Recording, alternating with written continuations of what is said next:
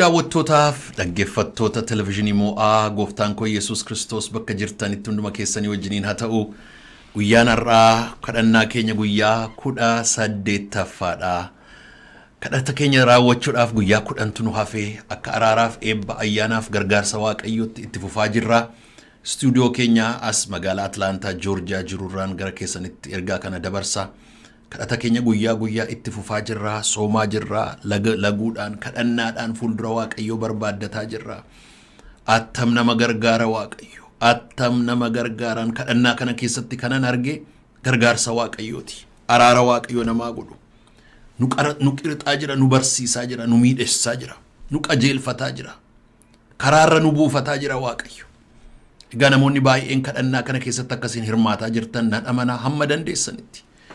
Namoonni warri kaan immoo kadhannaan kun baay'ees maal na barbaachisaa jettanii irreedhumaaf fooniin kan yaalaa jirtan jirtu har'a ergaan koo waa'ee kanaati.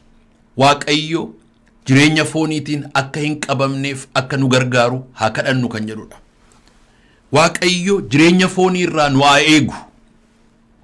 Jireenya fooniin deddeebi'u, fooniin jiraachuu, fooniin ooluu, fooniin yaaduu, fooniin buluurraa waaqayyo jireenya afuuraa, jireenya ayyaana waaqayyootti nu haa ceessisuu kan jedhu irrattan dubbadha.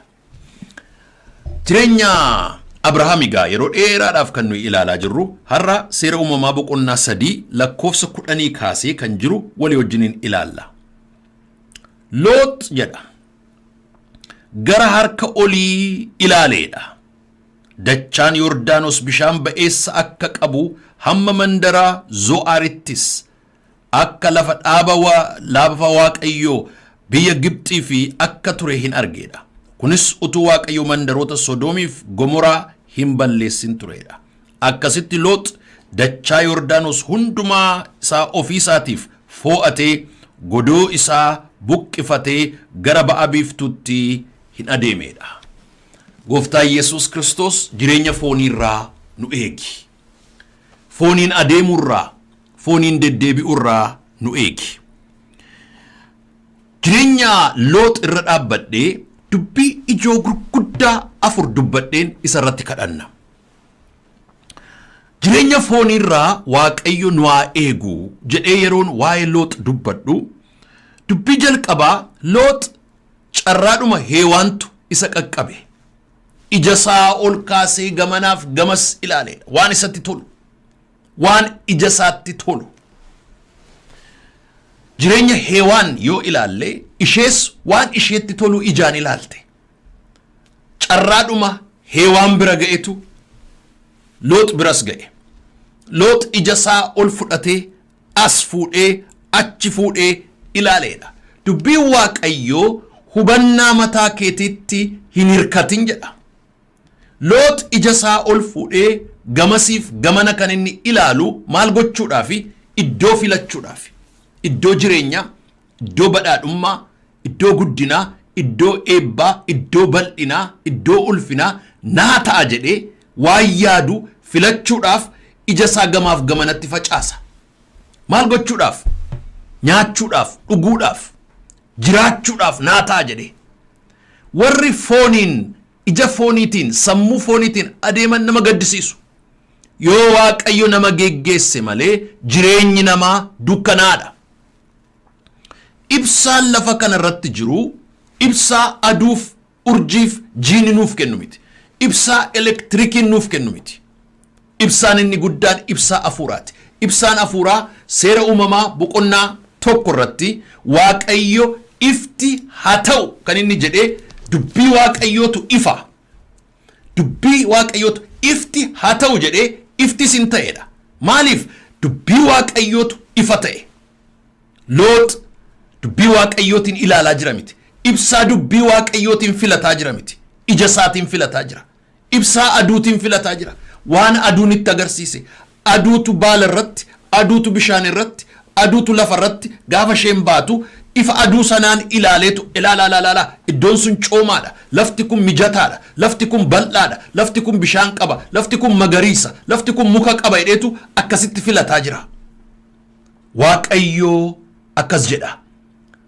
Hubannaa kee foonitti hin hirkatin. Waaqayyo duwwaan si haa geggeessu. Inni jalqabaa jireenya Looxiif jireenya Heewaan wal bira qabneetu ilaalla. Dubbiin inni lammaffaa Loot standardii inni ittiin wal bira qabe lafa sana ilaalee maal jedhee lafa kana ilaaleetu laficheedha badhaadhummaa Gibxi fakkaataedha. Standardiin inni ittiin waa madaalu Gibxiin wal bira qabeetu. Misir biyya lafaa jechuudha. Biyya foonii jechuudha. Biyya cubbuu jechuudha. Biyya Waaqayyo irraa fagaate jechuudha. Biyya fooniin deddeebi'an jechuudha. Standardiin isaa standardii biyya lafaati. Warra biyya lafaa wajjiniin wal bira qabe.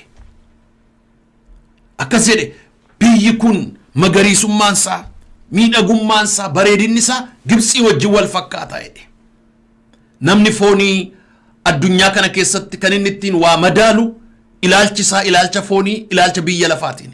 Ameerikaan kana, Awurooppaan kana, Dubaay kana, Chaayinaan kana, Finfinneen kana, Amboon kana, Hararge kana jedheetu madaala. Dubbiin Waaqayyoo madaalliin isaa garuu kan biraadha. Madaalliin dubbii Waaqayyoo kan inni ittiin madaalamu, kan inni ittiin lakkaa'amu, mallattoon isaa yookiin immoo sadarkaan isaa Gibxi irraa kan fudhatamu miti. Jireenya foonii irraa Waaqayyo nu haa eegu. Dogoggora foonii irraa Waaqayyo nu haa eegu. Warri fooniin adeeman, warri fooniin filatan, warri fooniin fo'atan, warri fooniin geggeeffaman yeroo baay'ee dogoggora gurguddaa keessaa galu akka dubbii Waaqayyootti. Dubbii sadaffaan jireenya Loox irraa kan nuyi ilaallu egaa fooniin ilaaleetu qarqara Zo'aar kan jiru, qarqara bishaan Yordaanos kan jiru, Sodoomiif Gamoraa kan of keessaa qabatu filateedha. Fooniin filateedha. Fooniin filate. Warri fooniin filatan dogoggoratti galu, warri afuuraan filatan garuu eebbatti galu. Kanarraan kan ka'eedha dhumarratti Looxiif Abrahaam gargar ba'an jedha. Loox maal godheedha? Dunkaana isaa buqqifateedha. Eessaa? Iddoo duraan ture. Iddoo maqaan Waaqayyootti waamame. Iddoo aarsaan Waaqayyoo jiru. Iddoo faarfannaan jiru. Iddoo kadhannaan jiru. Iddoo saganni jiru. Iddoo dubbiin Waaqayyoo jiru. Iddoo kakuun Waaqayyoo jiru. Iddoo argamuun Waaqayyoo jiru. Iddoo afuurri Waaqayyoo jiru. Achi dunkaana isaa buqqifateedha. Eessa dhaquudhaaf? Sodoomiif Gomoraa dhaquudhaaf. Buqqifateetu sokkee. Achi dhaqeetu dunkaana isaa dhaabbateedha. Waaqayyo har'a kanan kadhadhu ilaalcha foonii irraa Waaqayyo nu haa oolchu. Carraa Loox qaqqabe irraa Waaqayyo nu haa oolchu. Lafa gubannaaf abiddi jiru, lafa badiisi jiru, lafa cubbuun jiru, lafa yakki jiru, lafa dogoggorri jiru, lafa sodaan Waaqayyoo hin jirre, lafa ulfinni Waaqayyoo hin jirre dhannee jiraachuurraa Waaqayyo nu haa oolchu. Kanarraa Waaqayyo nu haa baraaru. Kanarraa Waaqayyo nu haa eegu. Kanarraa Waaqayyo nu haa tiksu. Jaallatamoof firoo tokko isa kanan kadhadha har'a. Kadhannaa keenya kana keessatti yaa Waaqayyo carraa koo carraa Loox hin godhin. Har'a waan late fakkaata, har'a waan guddate fakkaata, har'a waan mijate fakkaata, har'a waan soorome fakkaata, har'a waan isaa darbe fakkaata. Boor garuu gidiraa guddaatti galuuf adeema. Yaa Waaqayyo carraa koo akka carraa Loox hin godhin. Karaa koo akka karaa Loox hin godhin. Eebba koo akka eebba Loox hin godhin. Filannoo koo akka filannoo Loox na jalaa hin godhin. Jenneetu Waaqayyoon haa kadhannu. Waaqayyo jireenyaa fi hiree keenya, adeemsa keenyaaf carraa keenya, karaaf karoora keenya foonitti dabarsee nu jalaan kennin. Gooftaan koo Yesuus Kiristoos isin haa eebbisu. Har'a kadhata keenya guyyaa 8ffaa kan irratti kadhanna. Guyyaa borii, guyyaa kadhata keenya 19ffaadhaaf wal argina. Egaa xumuruudhaaf gara torban tokkoo fi guyyaa 2 duwwaatu nu hafa. Akka kanatti itti jabaannee adeemna. Gooftaan koo Yesuus Kiristoos isin wajjiniin haa ta'u. Jabaadhaa kadhannaa keessanitti jabaadhaa. Waaqayyo moo'icha nuuf kenna, moo'icha injifannoo nuuf kenna, Waaqayyo mul'ata nuuf kenna, Waaqayyo eebba nuuf kenna. Haa jabaannu. Jireenya keenya fooniin argatin, dogoggorri fooniin argatin, karoorri fooniin argatin, ofittummaan fooniin argatin. Waaqayyo eebba isaaf hafuura isaatiin nu haa geggeessu. Naa eebbifamaa. Ameen.